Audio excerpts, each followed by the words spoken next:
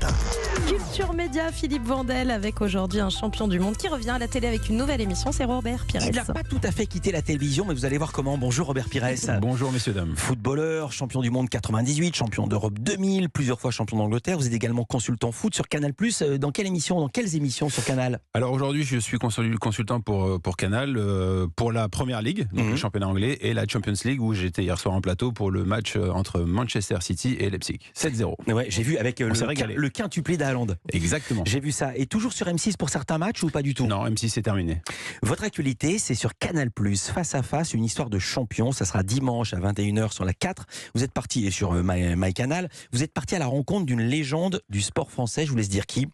Martin Fourcade. Le sportif français le plus titré aux Jeux Olympiques, 5 médailles d'or, 7 titres de champion du monde. Qu'est-ce que vous allez faire sur ces terres dans la neige? On va entendre la bande-annonce. Qu'est-ce qui se passe quand deux champions se retrouvent seuls, face à face? C'est pour répondre à cette question que je suis là, perdu au milieu des montagnes. Je suis un homme de défi, de challenge. Le sport, c'est toute ma vie. Je viens tester mes limites, me mesurer au meilleur. Et l'un des meilleurs, c'est lui, Martin Fourcade, l'athlète français le plus titré de l'histoire. Le biathlon, la montagne, c'est une plongée dans l'inconnu pour moi. Trop beau ces couleurs. Je suis venu découvrir ce sport, Ah non, chute. cet univers. Oh yes! Libre! C'est magique quoi. Merci beaucoup pour cette sensation. Mais je suis là pour le défier. Muscle ton jeu, Robert. Ça fait rire Anissa. Je vais évacuer le sujet tout de suite. La fameuse phrase, c'est Aimé Jacquet qui vous avait dit ça. On avait vu ça dans le doc Les yeux dans les bleus de Stéphane Meunier. Cette réplique, elle vous agace ou elle a construit votre légende?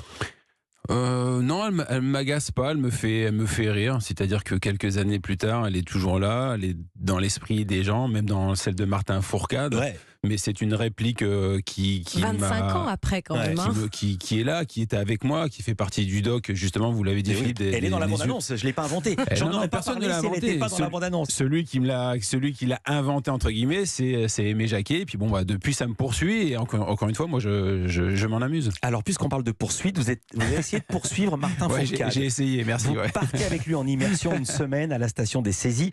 Avant ça, c'était quoi votre expérience de la montagne et votre expérience du ski? Nul, vraiment, archi nul. Oui, parce que pour être rapide, c'est-à-dire qu'en tant que footballeur professionnel, j'avais pas le droit de faire du ski alpin et du ski de fond, c'était interdit dans mon contrat d'assurance. Donc, avant cette rencontre avec Martin Fourcade, donc j'avais jamais mis des skis, et donc pour moi c'était vraiment l'inconnu et je partais de zéro. Alors, vous voulez le défier évidemment, Ouais, j'ai essayé. Alors, ça démarre par une comparaison. Vous faites 2 tours d'un petit circuit sur le même parcours. Il fait 26 secondes et vous 1 minute 9 secondes. 9 secondes. C'est impensable de le défier. Le tir debout, il les met toutes. Vous, poum, poum, poum. Finalement, vous en réussissez 2 sur 5, ce qui n'est pas rien parce que c'est à 50 mètres, ça paraît très très loin. Il faut dire, vous avez 15 ans d'écart. Vous l'avez vécu comment ce défi? Comment je l'ai vécu? Comme un challenge.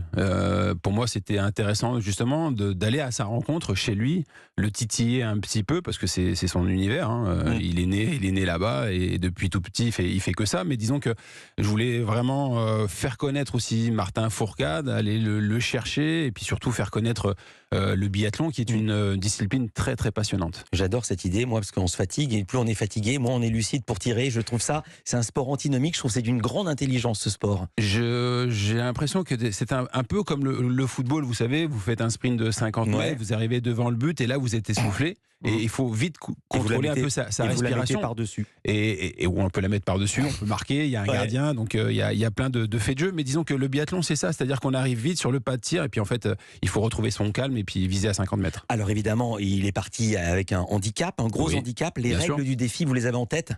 Je les ai notés, moi. Allez-y, dites-le. J'aime mieux quand c'est vous qui parlez, mais en gros, vous deviez faire un tour, mais lui devait en faire 3. Ouais, c'est ça. Vous tiriez tous les deux à 50 mètres, mais lui, votre cible faisait 10 cm, la sienne 4,5. Oui. Je donne pas le résultat. Non, il faut regarder l'émission. Ce que je vais dire, je peux quand même dire que c'est très serré. Et alors, la dernière séquence est très très forte parce que c'est comme quand Julien Febvreau fait rendez-vous au premier virage, il laisse partir les Grands Prix de Formule 1 et on dit pas machin est en tête, il laisse partir un virage, 2 virages et après il commente. Et là, Tout le final D'accord. est en silence. Il y a de la musique, mais on entend seulement votre respiration.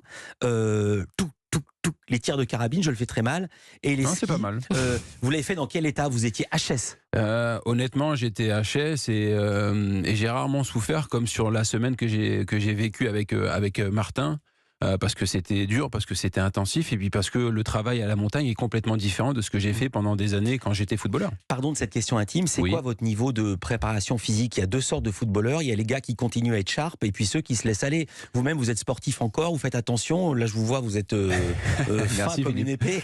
Je fais attention à ce que je fais, à ce que je mange. Je fais beaucoup de sport, donc football, paddle, vélo. Je m'entretiens, donc c'est important, je trouve, d'avoir cette hygiène de vie. Je l'ai eu pendant 20 ans et j'ai pas envie de l'abandonner tout simplement parce que je ne suis plus footballeur professionnel. Donc je fais attention. Et puis justement, ça me permet aujourd'hui d'aller défier des champions comme Martin Fourcade et de, entre guillemets, tenir la distance. Entraînement que vous avez reçu grâce à lui, vous dites en une semaine, c'est comme si j'avais pris 1 an d'entraînement. Vous êtes allé, il vous a emmené skier la nuit à la lampe frontale. C'était Les top. images sont absolument splendides, je sais pas comment c'était. Et il dit ceci, il dit de nuit, il y a une sensation de glisse qui est totalement différente. Est-ce que vous confirmez? Je confirme parce que pour moi c'était une vraie sensation de, je sais pas, de liberté et puis surtout j'ai l'impression que le bruit de la neige est différent la nuit. Bon, après ça c'est lui qui me l'a dit, qui me l'a confirmé parce que moi c'était l'une des premières fois que j'étais sur des skis, donc une vraie sensation et ça nous a fait du bien et je pense qu'à lui aussi. Ouais. C'est quoi votre vie maintenant? Bah écoutez, je vis à Ibiza depuis 3 ans avec ma famille. Je suis consultant pour Canal+, donc je profite, je voyage beaucoup, ambassadeur d'Arsenal, ambassadeur de Puma, donc voilà, c'est un peu ma vie actuellement. Et le fiston, Théo? Il a 15 ans, j'ai lu une info. Il joue au foot avec un bon petit niveau. Il joue dans une équipe régionale à Ibiza, c'est bien ça? Exactement. Et il a fait des essais en début du mois, vous voulez que je suis informé, Je vois ça. à Villarreal, Oui. en équipe cadet. Oui. Comment se sont passés les essais? Bah écoutez, l'essai s'est bien passé. Je ne sais pas s'il sera concluant c'était parce ma que question. j'attends la réponse du club. Mais même si c'est négatif, en tout cas pour lui, ça a été une bonne expérience. C'est vrai que le fait d'avoir joué là-bas, ça a ouvert les portes et il a pu se mesurer à d'autres joueurs. Est-ce que vous l'encouragez à faire ce métier? Je l'encourage, disons que je vais dire oui. Maintenant, c'est un peu aussi sa volonté, parce qu'il arrive à un âge où ça va être de plus en plus compliqué, parce qu'entre 15 et 18, c'est là où on se forme, on se forge un caractère. Et moi, je l'ai prévenu, c'est-à-dire qu'il part avec un gros handicap, c'est-à-dire c'est le fils d'eux, donc ça sera pas Et facile. il joue à quel poste? Numéro 10. Un d'accord. peu à la Martin Odegaard ou Kevin De Bruyne. C'est un peu ce qu'il veut faire. Kevin De Bruyne, que j'adore. Moi Merci aussi. beaucoup, Robert Pires. Je Merci rappelle, à vous. Face à Face, une histoire de champion. C'est avec Martin Fourcade. Ce sera dimanche à 21h sur Canal+. Évidemment, à voir sur les replays quand on veut avec MyCanal. Merci d'avoir été avec Merci nous à en vous. direct sur Europe 1.